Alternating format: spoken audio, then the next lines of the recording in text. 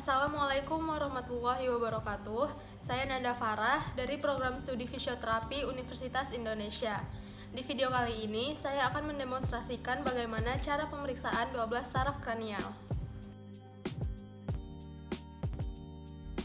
Pada pemeriksaan ini, tiap lubang hidung diperiksa dengan menutup mata. Lalu, pasien diminta memberitahu saat sudah mencium bau tersebut.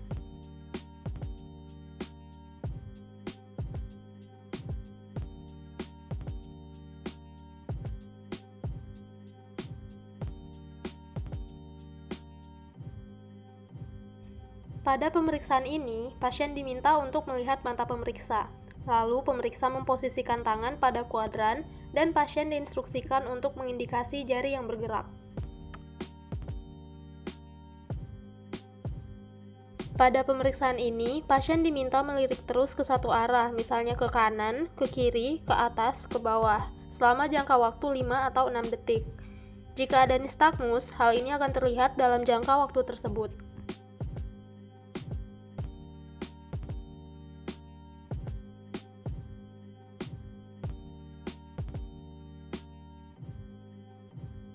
Pemeriksa memperhatikan celah mata untuk menilai apakah terdapat kelopak mata terjatuh, mata tertutup, atau tidak dapat dibuka.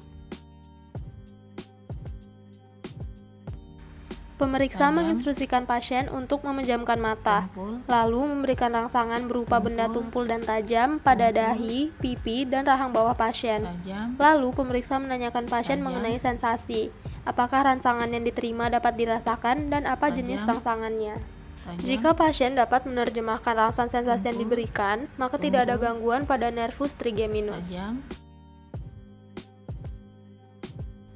Pemeriksa menyiapkan kapas, lalu mendekatkan kapas tersebut pada kornea pasien.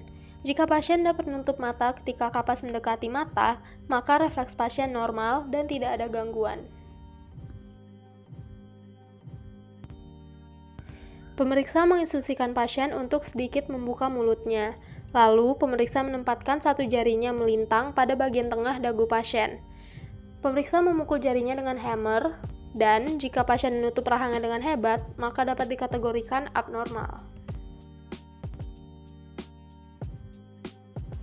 Pemeriksa menekan daerah supraorbital pasien dengan jari-jarinya.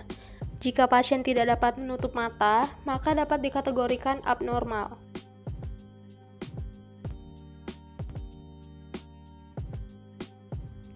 Pemeriksa menginstruksikan pasien untuk merapatkan gigi sekuatnya. Lalu, otot masseter dan temporalis pasien dipalpasi. Lalu, pasien diminta untuk menurunkan rahangnya. Jika terdapat perbedaan tonus, maka dapat dikategorikan abnormal.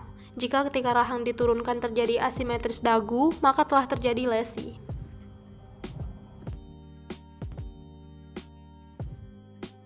Pemeriksa menempatkan jari-jari pada posisi vertikal sejauh 50 cm dari mata pasien. Lalu, tangan pemeriksa memegang dagu untuk fiksasi kepala. Pemeriksa menggerakkan jari-jari secara perlahan ke arah lateral, medial, atas, bawah, dan ke arah yang miring, yaitu atas lateral, bawah medial, atas medial, dan bawah lateral, dan memperhatikan apabila pasien mampu mengikuti gerakan jari. Pemeriksa menanyakan kepada pasien apakah melihat ganda.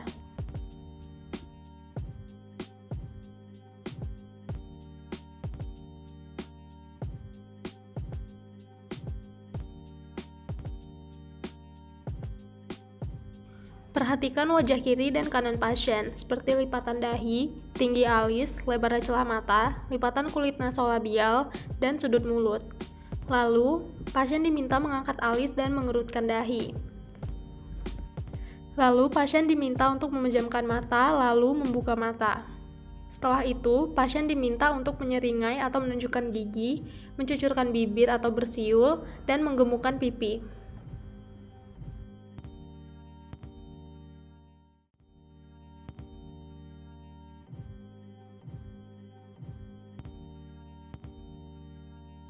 Pemeriksaan dilakukan pada 2/3 bagian lidah depan. Pasien disuruh untuk menjulurkan lidah, kemudian pada sisi kanan dan kiri diletakkan gula, asam, garam, atau sesuatu yang pahit.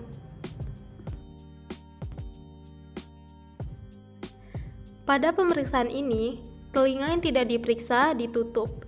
Lalu, pemeriksa mengucapkan kata-kata secara berbisik dengan intensitas bisikan sejauh 30 cm dari telinga.